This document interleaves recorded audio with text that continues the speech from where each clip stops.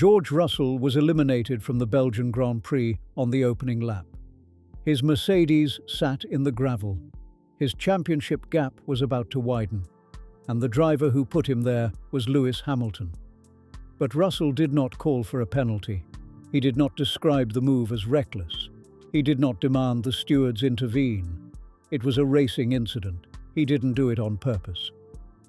The FIA disagreed. Hamilton was declared wholly at fault. 5-second penalty, case closed, and that gap between what the driver who lost everything said and what the stewards actually ruled is the entire story. Because if George Russell could see it was a racing incident, why couldn't the FIA? To understand why this decision remains so uncomfortable, the contact cannot be isolated from everything that happened before the cars reached turn 5.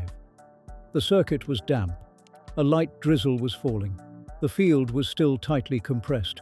Most of the leading drivers started on medium tires that needed careful management, but there was no opportunity to settle into any rhythm. Antonelli launched cleanly from the front. Verstappen attacked aggressively after Eau Rouge, and behind them, Russell's race was already beginning to unravel for reasons that had nothing to do with Hamilton. Russell's battery failed to recharge at turn 1. He exited the corner with a major energy deficit. Then the boost and turbo problems started. By the top of Eau Rouge, he had no battery energy available. On a circuit where deployment along the Kemmel Straight is absolutely decisive, that left him exposed. 3 cars swept past as Russell tried to recover.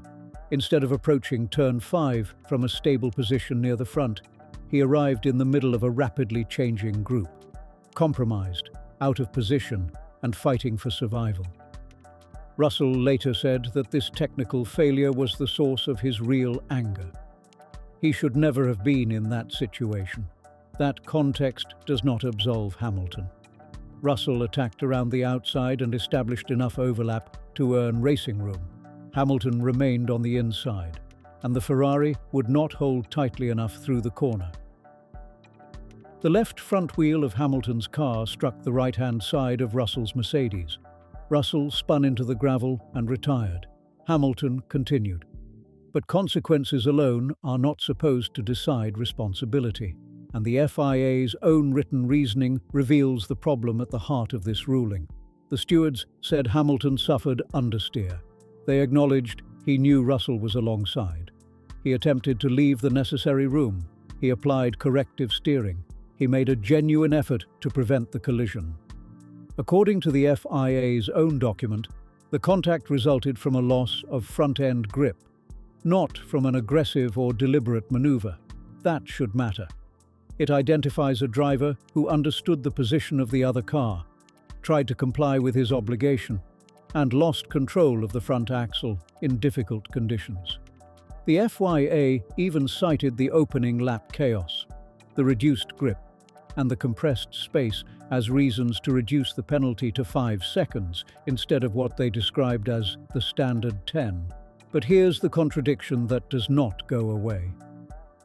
If Hamilton recognized Russell, left room, attempted to avoid him, made no aggressive or deliberate move, does the phrase "wholly at fault" actually describe what happened? There is a distinction between causing contact and deserving a sporting penalty. Hamilton's Ferrari was the car that understeered into Russell, assigning him the greater share of responsibility as defensible. Russell himself accepted that point. He said Hamilton carried more responsibility, but greater responsibility is not the same as complete responsibility, especially when Russell also acknowledged he could have gone wider. Several laps later, the FIA's standard appeared to shift. Charles Leclerc collided with Oscar Piastri at the same corner. Turn 5. The contact affected the McLaren's front wing. A piece of bodywork flew into the air. The stewards investigated Leclerc and then cleared him. Their reasoning: Piastri's front axle had not moved ahead of the Ferrari's front axle. The McLaren was not in a position from which the overtake could realistically be completed.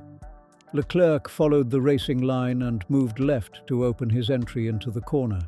There was no evidence he deliberately crowded Piastri off the circuit. No further action. There is a legitimate regulatory difference here. Russell had established sufficient overlap and was entitled to space. Piastri had not achieved the axle position required to receive the same protection. Any credible analysis must acknowledge that, but acknowledging the distinction does not end the debate. The Leclerc decision allowed intent and normal vehicle positioning to carry significant weight.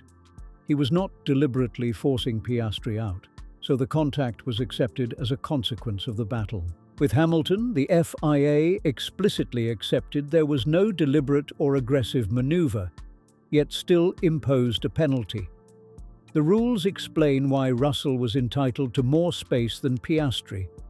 They do not fully explain why Hamilton's recognized attempt to provide that space was not enough to make his incident a racing incident, particularly when Russell himself described it in exactly those terms.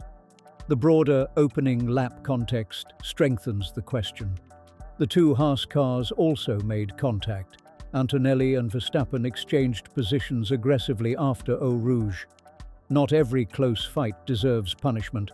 Drivers were operating in reduced grip, with rapidly changing energy deployment and very little time to judge the movements around them.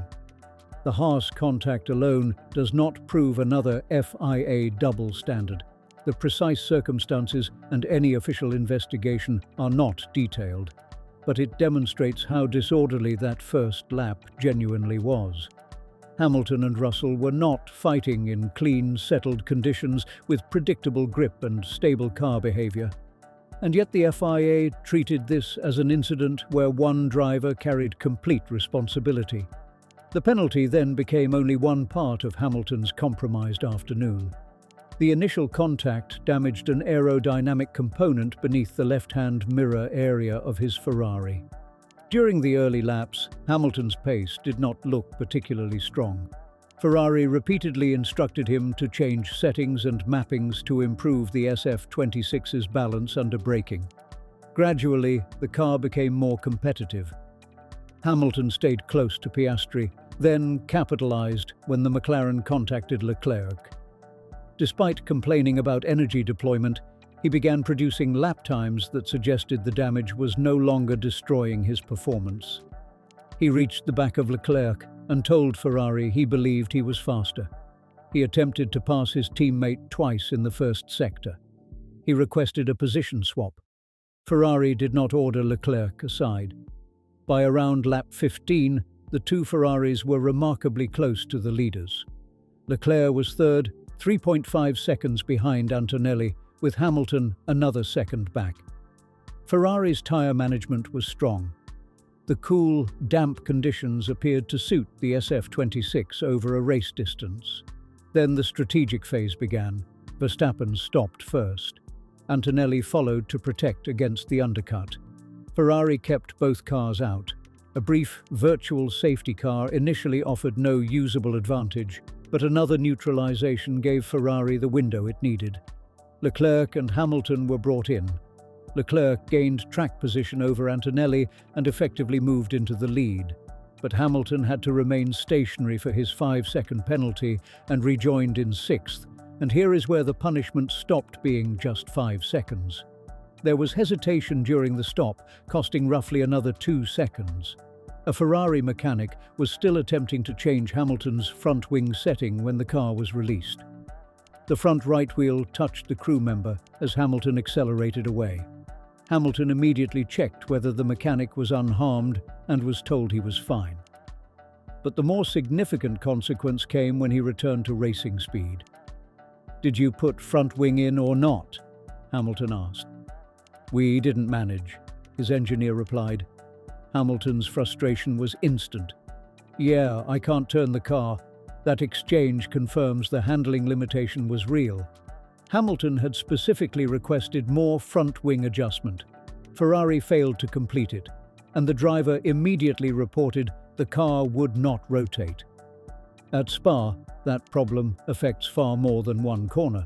A lack of front-end response compromises entry into Les Combes, Bruxelles, Pouhon, and the Fagnes sequence. It forces reduced entry speed, delayed throttle application, and less efficient lines. It also increases the load on the front tyres. Hamilton emerged from his only stop having served a penalty, lost additional time, and failed to receive the aerodynamic correction he needed. And he still had to recover the positions. At the front, Leclerc used the virtual safety car advantage to lead. Antonelli initially lost time behind Norris, allowing the Ferrari to establish a gap of roughly 3 seconds. But once the Mercedes reached clean air, it began closing. Leclerc struggled with rotation and traction. Antonelli's superior straight-line performance became increasingly important. On lap 34, the Mercedes passed along the Kemmel Straight. Leclerc later admitted Ferrari still had the weaknesses it expected. He said they were struggling on the straights, but the pace was not bad. He had been surprised Antonelli did not immediately disappear after taking the lead. Hamilton's pace behind them was equally revealing. Despite the compromised balance, a car he had just told his engineer would not turn, he reduced a gap of around 7 seconds to Piastri. With 5 laps remaining, he was within 6/10 of the McLaren. He completed the pass on lap 40. Hamilton finished 4th, 17.2 seconds behind Antonelli, only 1.7 seconds ahead of Piastri. Leclerc finished 2nd, 1.9 seconds behind the Mercedes. It is tempting to claim Hamilton would definitely have finished on the podium without the penalty, but that remains hypothetical. Removing the sanction would have changed his pit stop, his track position, and every subsequent battle. You cannot reconstruct a different race by subtracting 5 seconds from the final result.